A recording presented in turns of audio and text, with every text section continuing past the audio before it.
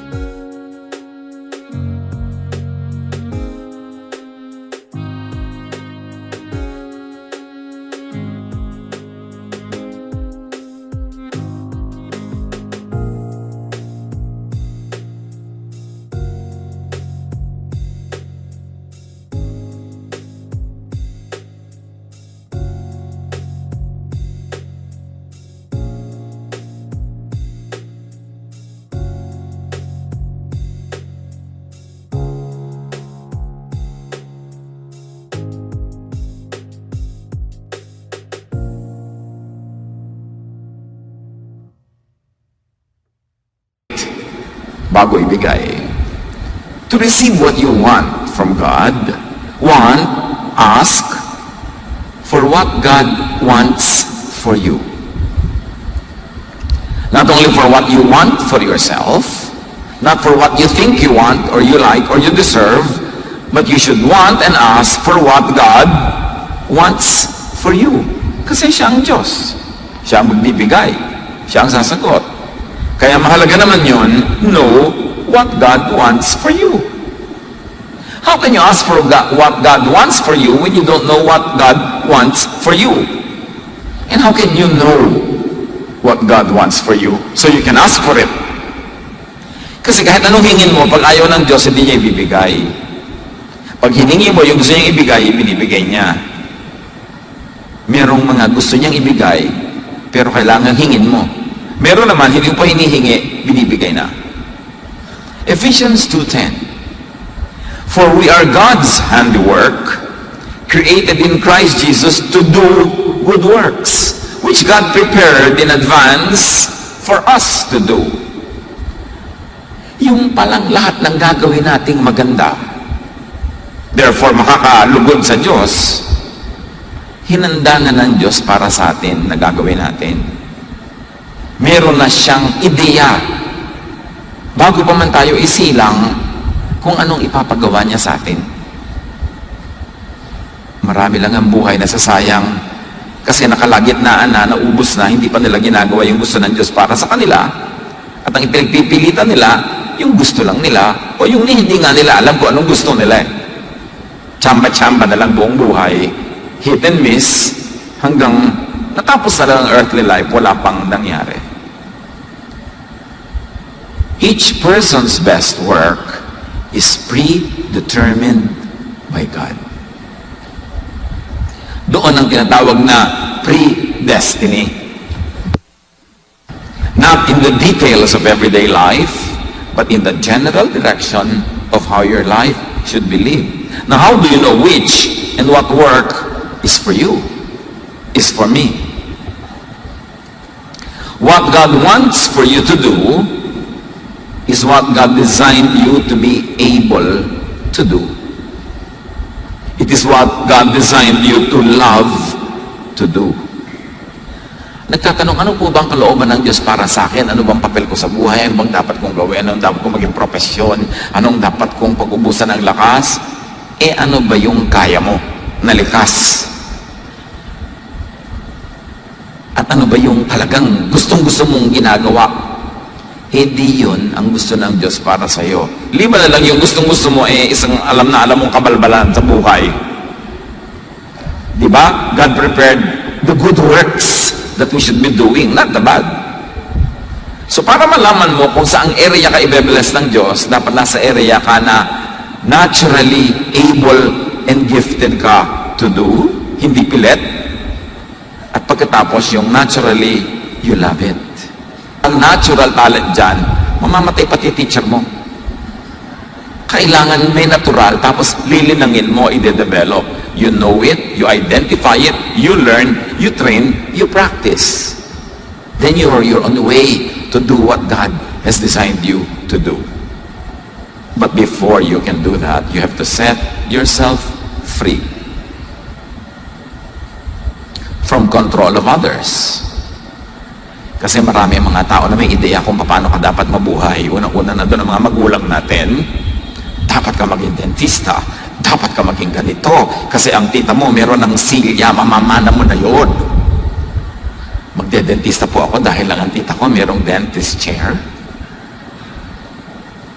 May ideya ang ating mga tita, lahat ng mga nagpapaaral sa atin, tumutulong kung ano dapat mangyari sa buhay natin. You have to be free from that. You have to set yourself free from environmental limits, lalong-lalo ang financial limits. Kaya malaking kalaban ng isang buhay na makulay at masaya at mabunga yung karukhaan. Kasi kung minsan hand-to-mouth existence, survival level, hindi mo na magawa yun talagang gift mo, yung gusto mo, yung enjoy mo. Kasi busy-busy ka lang to make both ends meet. Kaya dapat dumidiskarte para painunlarin ang buhay. At huwag tayong magkakamali mga kapatid, iba ang hanap buhay sa buhay. Naghahanap buhay ka para ka lang mabuhay at maipamuhay mo yung tunay mong buhay. Mapalad yung mga, halimbawa, gusto nilang magsayaw, tapos yung pa ang kanilang bokasyon. Tapos, meron pa silang enough income from it. Maganda yun. Kasi yung love mo, yung pa yung hanap buhay mo, yung pa yung buhay mo magkasama. Pero madalas, lalo kung nasa arts, yung buhay mo, at sa bansang tulad natin, kailangan may hanap buhay ka pang iba. Para ka mabuhay, pero huwag kang mamatay na hindi mo na nagawa yung art mo. Kasi naghahanap buhay ka lang para mabuhay, at pag buhay ka na, ipapambuhay mo na yung totoo mong buhay.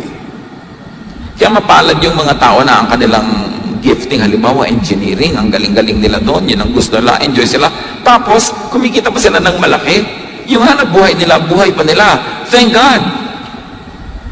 But this economy, and the economies of many countries, reward certain professions more than others.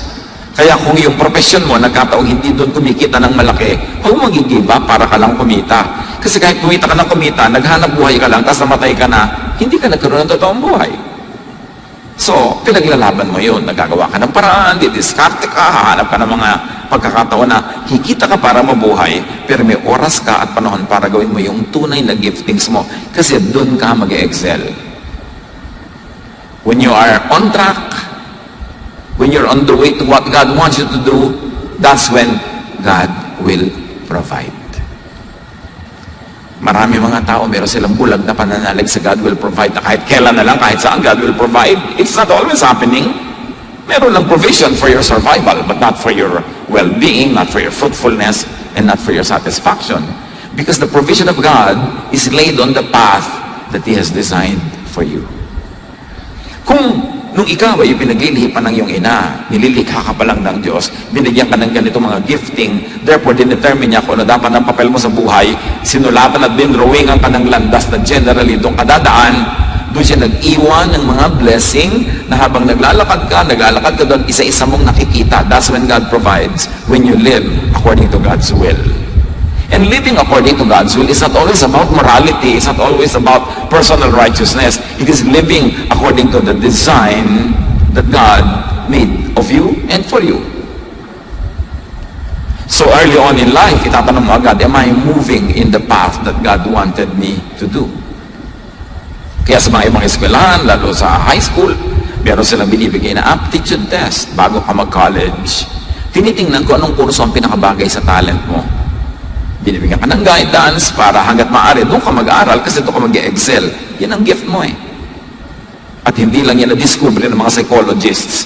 Sinabi na yan ng Bible noon pa. Do what you were designed to do.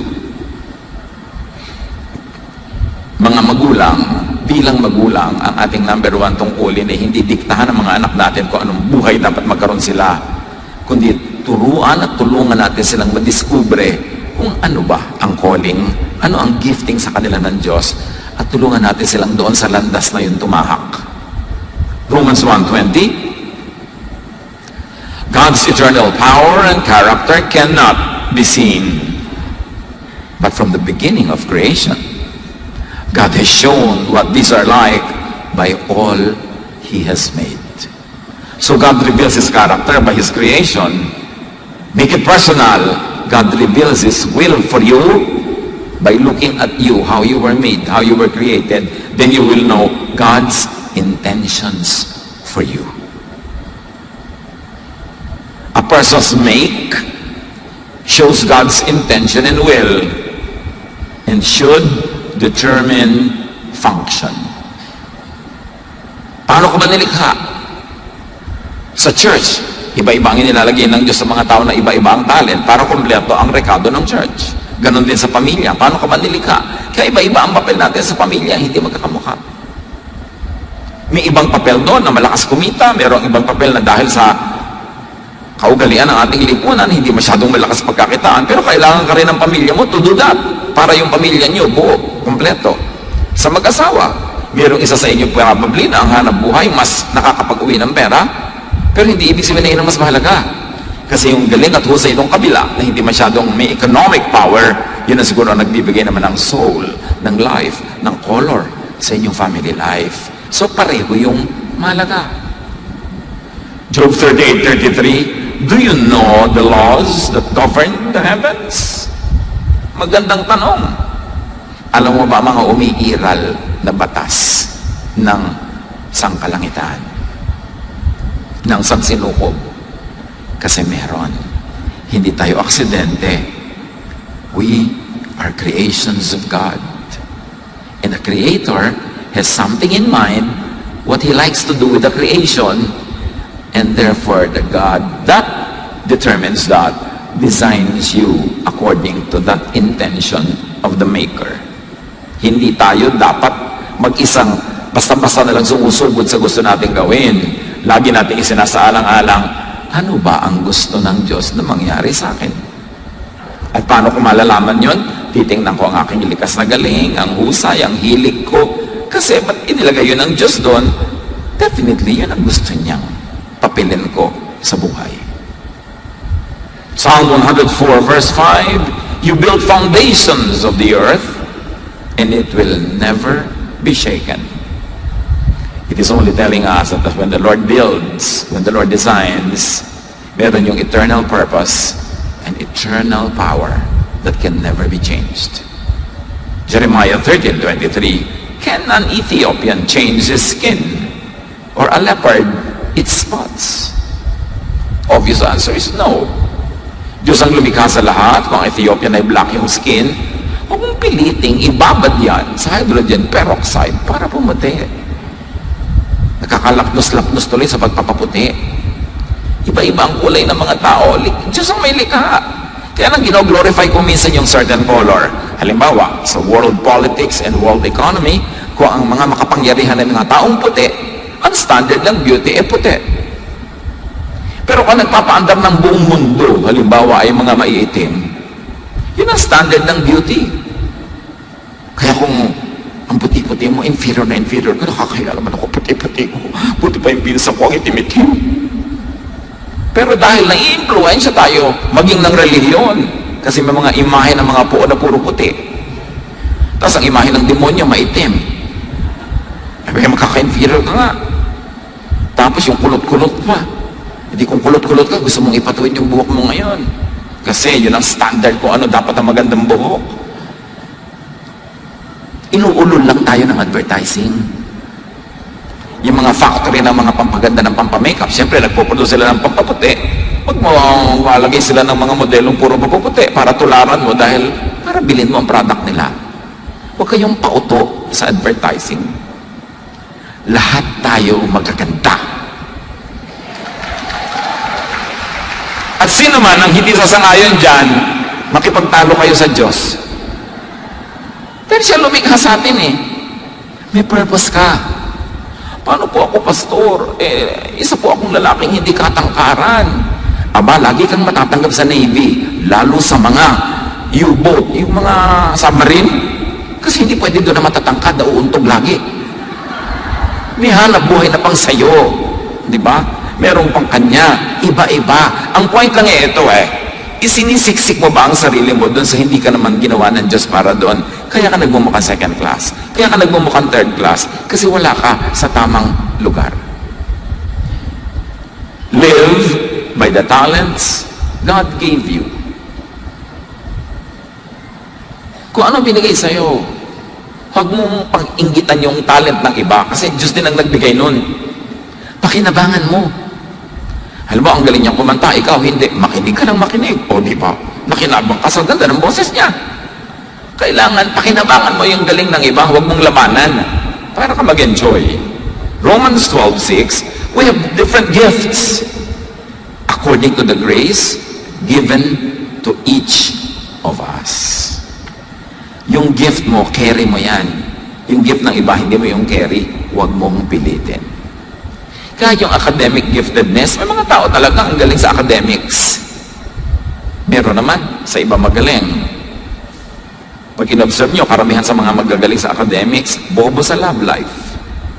Yung tali-talinong babae, kung sino-sino nagugustuhan, yung mga ganon, ganon talaga. Sa arithmetic siya magaling, sa physics, sa geometry, alangan mo pati sa pag-ibig siya pati na pinakamagaling. Kanya-kanya ng galing sa buhay. Kaya hindi dapat kino-compare ang sarili. The Lord, yung sinasabing the Lord will give you your heart's desire, does not have to be a case-to-case specific transaction na, Lord, gusto ko to, ibigay niyo sa akin. Ang daming usapan naman nun, papagurin mo ang Diyos, kapapakinig sa'yo, and sa 6 billion other people on the planet. Pag sinabing the Lord will give you your heart's desire, it happens automatically when you live according to God's design, meaning God's will, when you follow natural law. Hindi na kailangan magpasya ang Diyos every day, every hour, every minute, every second kung anong ibibigay sa'yo. Pag nabubuhay ka ayon sa landas na ginawa niya para sa'yo, revealed by your natural inborn talent and inclination, automatic na lahat ng kailangan mo ibibigay niya. Hindi na kailangan ng araw-araw na transaction. That is what it means that you do what the Lord wants. Laging tanong ng tanong tao, ano po kaya ang Lord's will para sa akin? Abay, di tingnan mo ang talent mo, tingnan mo ang galing mo, di ang will niya para sa'yo. Hindi yan detailed na nakaka-oppress na nabarawat detail, pati isusuot mo anong kulay, hindi ganun. Yung general direction, sino po kaya ang Lord's will para sa akin? Aba, hindi yung gusto mo, at gusto ka rin. Kung ikaw lang may gusto, hindi ka naman niya gusto, takbo ng takbo pag nandiyan ka, hindi Lord's will yun. Kaya buhay ko sa mundong ito, distributes them to each one just as He determines. Yung mga gifting, kahit spiritual gifting, Diyos ang nagpapasya. Kaya sa church naman, may binibigay ang Diyos na gifted in preaching, merong in teaching, merong in administration, merong gifted in soul winning, merong gifted in counseling, merong gifted in giving and supporting others. Lahat yun, Diyos ang may bigay. Para pag pinagsama-sama kayo, merong isang kumpletong community, merong isang kumpletong pamilya. So kung ikaw ay administrator, huwag mong piniting maging preacher. At kung preacher ka, you go on preaching and delegate administrative work to other people who are gifted in that area. Singer ka, concentrate on music ministries. Meron naman, mabuhusay sa ushering. Doon ka dapat pumunta. Iba-iba. Hindi magkakamukha. Pero lahat mahalaga.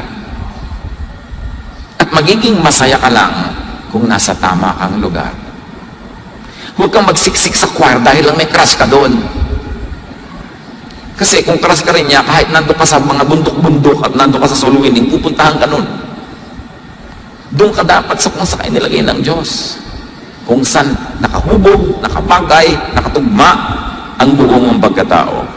God's will is a general direction, not every specific step you take. That is your personal choice. So do not problematize your natural self.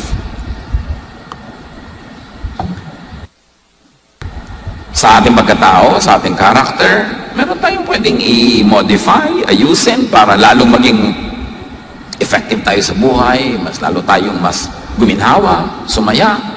Pero may mga bagay, lalo yung mga likas na likas, kailangan tanggapin mo, i-celebrate mo, ipamuhay mo. Kasi doon ka magiging best. Huwag makipagtalo sa Diyos. Huwag magreklamo sa Diyos. Diyos ko salam, bakit po ba naging Filipino citizen ako? Ang daming bansa, kailangan ng visa. Eh kung ginawa ka ng Diyos sa citizen ng Tonga, gusto mo? Nasaan yung Tonga? Ng Vanuatu? Gusto mo? Maging citizen ka ng mga bansa na kung lumulubog na ngayon sa tubig dahil konting-konti lang angat nila sa tubig. Meron ng mga bansa. Iba-iba. Huwag kang magreklamo sa citizenship mo, napakapalad mo nga. Dahil napaka-blessed ng bayan natin. According to the latest studies, among the 30 countries studied, ang bansa na may pinakamataas ng pananalig sa Diyos, Pilipinas. Yung pala, ang salamat na. Kaya tayo nagsusurvive sa lahat ng nangyayari sa atin because of that unshaken faith and unshakable faith. At ang bansa na may pinaka-least incidence of atheism, Pilipinas na naman. Among 30 countries studied. So kung saan kayo nilagay ng Diyos, pasalamat ka. Bakit po ba dito sa pamilya nga pwede sinilang? Diba? Mas marami pang pamilya na mas magulo ko doon ka nalagay, pero buhay pa rin naman sila. Isaiah 45:9. Woe to those who quarrel with their maker, those who are nothing but potsherds among the potsherds on the ground. Does the clay say to the potter, what are you making? Does your work say, the potter has no hands? Kung ikaw daw ay palayok na nililikha nung gumagawa ng palayok, nagreklamo ka ba sa kanya? Bakit ganyan ginagawa mo sa akin? Bakit ganyan ang korte ko? Ba't wala akong tangkay? Ganon, puti ka lang, hayaan mo yung maker na gumawa sa'yo. Huwag ka magreklamo dyan. 1 Peter 4:10, each of you should use whatever gift you have received. So do not problematize other people's natural selves. Pastor, ba't kaya yung anak ko ganito? Ibang-iba naman ang inaasahan ko. Bakit gano'n noon? Ako, bakit big ba ang anak mo? Hindi naman po. Kambing ba? Hindi po. Tao? Pala eh. Tao ka, tao yung anak mo. Iba-iba talaga ang tao. Hindi magkakamukha. Kung pilitin na yung anak mo magswak sa mga ini-imagine mo kung dapat kung ano yung anak mo. Kung magpakananay ka na lang. Kasi ikaw ang pinagbigyan ng ganyang anak. Ibig sabihin, gift yan sa'yo ng Diyos. Gift po. Tingnan mong mabuti para ma-realize mo, pero huwag mong ipilit yung gusto mo. Tingnan mo ang kanyang karakter. Marami nga mga anak, kaya sila itinatakwil-takwil, kinakawakuwawa ng bata, pagtanda ng magulang, yun ang nag-aalaga. Maraming ganun. So tingnan mo kung anong mabuti sa bawat isa, and do not change people according to your fantasy. Because if you're only using me to fit your fantasy, you're really not in love, so let me go. Ay parang Karen Carpenter, ano? Huwag ganon, kahit kayo may mga nobya, pinipilit na mag-sweet kayo sa fantasy niya. Yung nobyo niyo, gusto niya, buhok mo yung hanggang tuhod. So, ikaw magpahaba. Ito, wig. Pakasalan mo yung wig. Bakit mo ko pinipilit mag-swak sa gusto mo? Kung ayaw mo sa akin, sorry na lang, we both lose. But I will not change to suit your fantasy. Dapat ganon. Yung ginagalang ka, ina-accept ka, hindi pinipilit kang ibahin. Why go with somebody who wants to change you to suit his or her fantasy? It's going to be stressful. At pag ihiwalay nila kayo bukas, di ngayon na, para makamove on ka na ngayon, mas maaga. Help others develop and live by their God-given talents and nature. Lalo magulang ka, kapatid ka, kaibigan ka, huwag mong kontrahin yung nature ng tao. Turuan mo siya how to develop it in the best possible way. Do not force others or yourself to change beyond your natural self. At ulitin ang Jeremiah 13:23, can an Ethiopian change his skin or a leopard its spots? The obvious answer is no. Lalong-lalo na sa technology available at the time when the verses were written.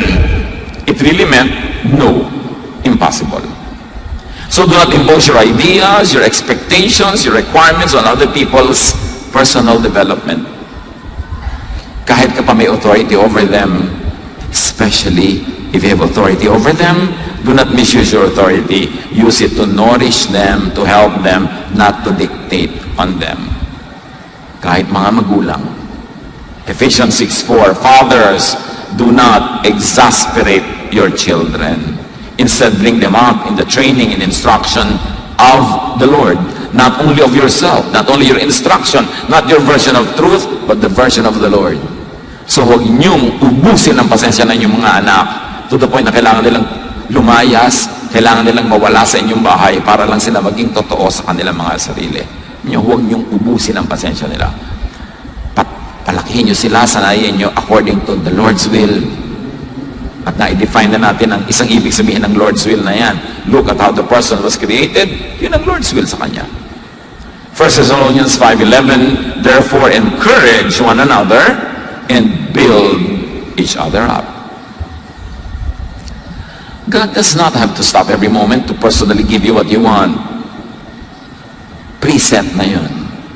Pag nabubuhay ka in the center of God's will, according to how you were designed, God already gave you what you will want. Isaiah 65:24. Para magtanong sa Diyos kung paano kanya nilikha. Walang mangyayari sa iyo pag nakipag-contest ka sa iyong mga unchangeable truths. By being true to yourself, meaning being true to God's design, you would naturally want what God willed for you to want and to have. Pag totoo ka sa sarili, ang magugustuhan mo, yung gusto ng Diyos na gustuhin mo, at kung ang ginusto mo ay yung gusto ng Diyos na gustuhin mo, matagalan niyang ibinigay yon nun pa. Naghihintay lang ng release date. Time release ang mga blessing na yan. Pero kailangan, yung gusto mo, yung gusto ng Diyos. Do not try to be somebody else. Do not try to desire what is for others. That's why I always remember fondly a poem we learned in high school, one of the many, Sonnet 29 by William Shakespeare. When in disgrace with fortune and man's eyes, I all alone beweep my outcast state, and trouble deaf heaven with my bootless cries, and look upon myself and curse my fate. So Shakespeare is talking from the point of view of someone who's unhappy with himself. Mag-isa lang daw niyang itinatangis ang kanyang abang kalagayan at nabibigyan niya ang langit sa kanyang mga iyak at daing na di naman dinidinig. Sabi niya, tinitingnan ko ang sarili ko at wala akong magawa kundi sumpain ang mapait kong kapalaran. So this is a person mourning his or her own life. To go on with the sonnet, wishing me like to one more rich in hope, featured like him with friends possessed, desiring this man's art and that man's scope, with what I most enjoy, contented least. So tumitingin siya sa mga tao sa paligid niya, sabi gano'n, sana siya na lang ako na lang katulad niya. Para ako maganda, masaya, sabi gano'n, tulad niya, maraming kaibigan, ako hindi masyado.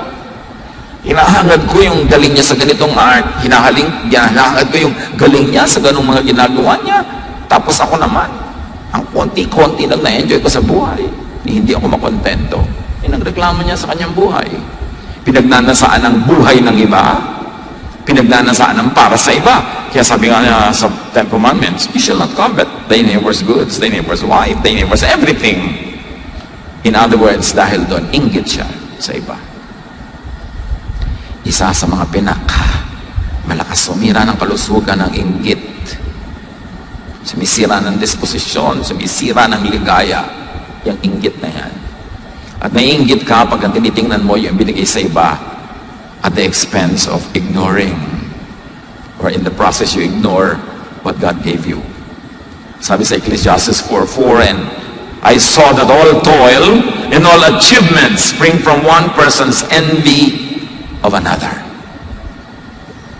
May ganun, lahat ng paghihirap, pati achievement, ang pinagmumulan, inggitan. Kaya nagtatataas ang grade yung estudyante yan, gusto niyang taasan yung grade ng kanyang katabi. Kaya marami daw schools ngayon, hindi na uso yung grading. Kasi you go to school not to compete with one another, but to learn. Pero habang may mga first, second, third honor, may competition ang mga nanay. Kaya pinagdudukdukan yung mga anak, mag-aral ka, nakakaya sa kaibigan ko, siya aakyat sa entablado, ako hindi. Di ba? Yung mga ambisyosang mga nanay, kumisan na nagtutulak sa mga anak na sobrang maging competitive. Dapat kung ano yung galing mo, doon ka. Mami, ang galing-galing ko po sa recess. O, ito pambawan, anak. Siguro yan ang gift mo. Di ba? Dahil kasi pagdukdukan mo yung anak ko para maging magaling sa trigonometry. Ang galing-galing sa geometry, papagawin mo lang pala ng parol. Sine ka pa, cosine, tangent, cotangent, parol lang pala ang kakauwian ng gagawin niya. Bagamat kung gift mo yun, hindi maganda. Pero kung pinilit ka, ano nangyari sa buhay mo? Sa pagpapatuloy ng Sonnet 29, sa wakas na tauhan siya. Ganyan lang ng mga sonnet si Shakespeare eh. May resolution sa dulo. So yet in these thoughts myself almost despising, happily I think on thee, and then my state. Sabi niya, dito sa akin pag nadalamhati, bigla akong sumasaya pag naiisip kita. At ang aking kalagayan. And like to the lark at break of day arising from sullen earth, sings hymns at heaven's gate.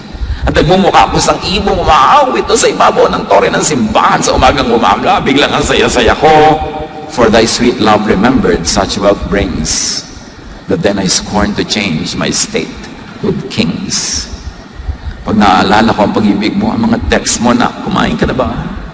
Magkaroon, hindi ko ipagpapalit ang buhay ko kahit kaninong mayaman o makapangyarihan.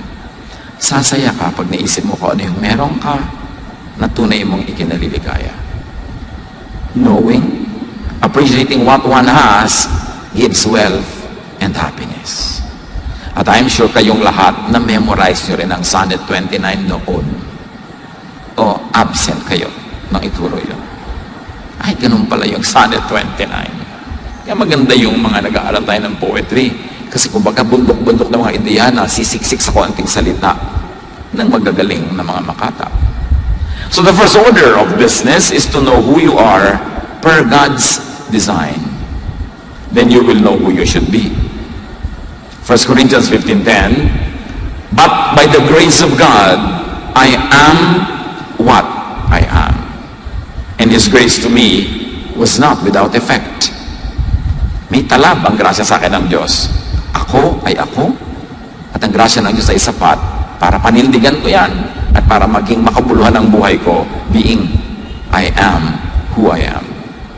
Psalm 139:13, for you, not others, not me, you created my inmost being.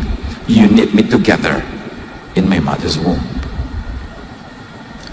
The first order of business is to know what you really want and to work for it, to work alongside it.